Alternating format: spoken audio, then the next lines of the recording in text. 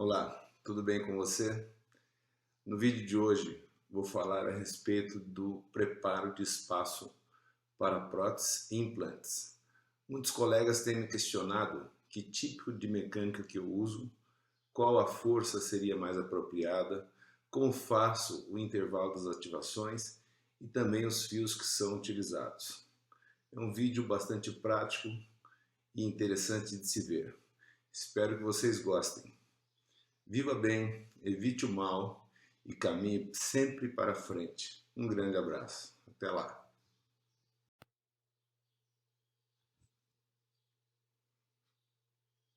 I've been through the desert on a horse with no name. It felt good to be out of the rain.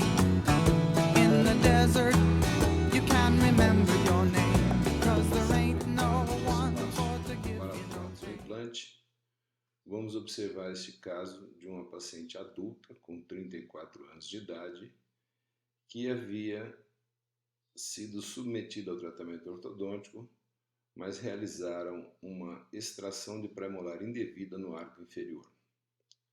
Devido ao fato de não poder extrair dentes superiores, optou-se por reabrir o espaço e colocar 2 implantes. Então nós podemos ver aqui que o espaço está discretamente fechado e que nós vamos então reabri-los para a colocação do implante. Após o alinhamento e nivelamento dos dentes, aqui nós estamos com um fio 18 redondo de aço e um pouco já adiantado na mecânica, onde vamos trabalhando com a mola de secção aberta. Geralmente eu faço da seguinte maneira: eu começo a usar a mola de secção aberta no fio 16 de aço e vou até o fio 18 de aço. Chegando neste fio, eu completo toda a abertura do espaço com o fio 18 redondo de aço. Uma dúvida frequente é o tamanho da mola de secção aberta que é usada. Pois bem, a mola é de níquel titânio e nós trabalhamos da seguinte maneira: uma mola de... Pegamos a distância interbrackets e somamos 6 milímetros a mais para fazer a força.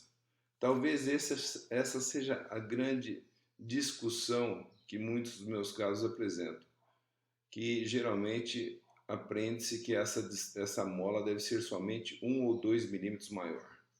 Pois bem, eu a utilizo bem maior, 6 milímetros, e se o espaço a ser preparado for um espaço de molar, por exemplo, que é muito grande, às vezes essa mola é maior que 6 milímetros além da distância interbrackets.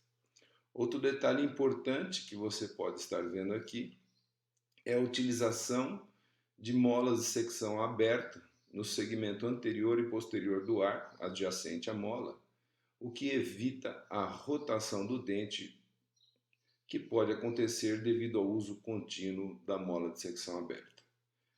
Outro detalhe importante que quero chamar a atenção é que deve haver uma folga na distal do fio, porque estamos realizando um aumento do comprimento do arco e obviamente que temos que ter então excesso de fio para que ele possa correr e aumentar esse comprimento do arco.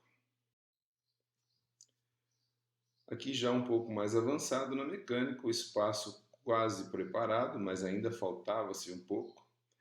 Os implantodontistas nos pedem um tamanho da coroa que seja do dente homólogo e uma distância entre os ápices radiculares de pelo menos 6 milímetros. Então havia necessidade de se abrir o espaço um pouco mais. E aqui pode-se ver uma fase da mecânica onde muitos têm receio de trabalhar. À medida que vamos abrindo espaço para o implante, muitas vezes há uma tendência de cruzar a mordida na região anterior. Pois bem, não há risco nenhum quanto a isso. Não é necessário fazer desgaste interproximal, principalmente aqui, onde a paciente apresentava os dentes retangulares do espaço adequado da papila. Simplesmente trabalha-se com um elástico de classe 3, que resolve esse problema para você, acertando a relação anterior novamente. Outro detalhe que tem nesse slide é a utilização de uma corrente por lingual. Os dois premolares sofreram uma discreta rotação durante a mecânica, então estou voltando eles para a posição adequada. E aqui tem um detalhe extremamente interessante. Após conquistar o espaço das coroas, muitas vezes não temos o espaço adequado entre as raízes. Então é necessário, nesses dentes que foram mesializados, mudar a posição dos brackets para que consigamos fazer um movimento de translação da raiz na região apical, preparando assim o espaço para o parafuso. Aqui, com essas posições já adequadas, utilizou-se um pouco mais de elástico de classe 3. A posição dos caninos, as raízes, vocês podem notar que estão bem verticalizadas. Não há risco nenhum de reabsorção radicular utilizando-se dessa mecânica. Pode-se utilizar sem medo a mola de secção aberta num comprimento maior, como eu já disse no vídeo. Tem muitos casos desses. No meu livro Ortodontia em Adultos, vocês podem ver situações semelhantes a essa, sempre usando molas que têm uma força grande. Aqui num detalhamento maior nas radiografias periapicais também se nota a ausência de reabsorção radicular. E o caso com os provisórios, na fase aí de finalização da parte protética. Veja que a ortodontia reconquistou os espaços adequados, a relação cúspide-meia de todos os dentes. E temos então o caso preparado do ponto de vista coronal e também do espaço para o implante na região apical.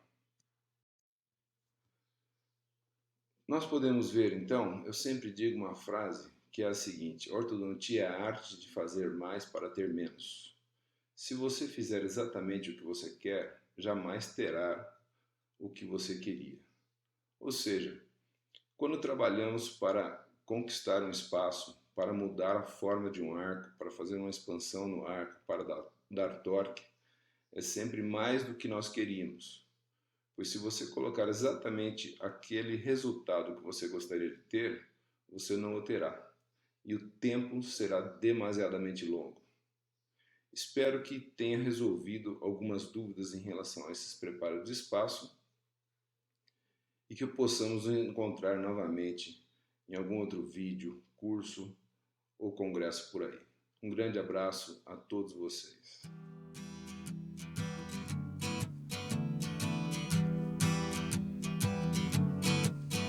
On the first part of the journey, I was looking at all the life. There were plants and birds and rocks and things. There was sand.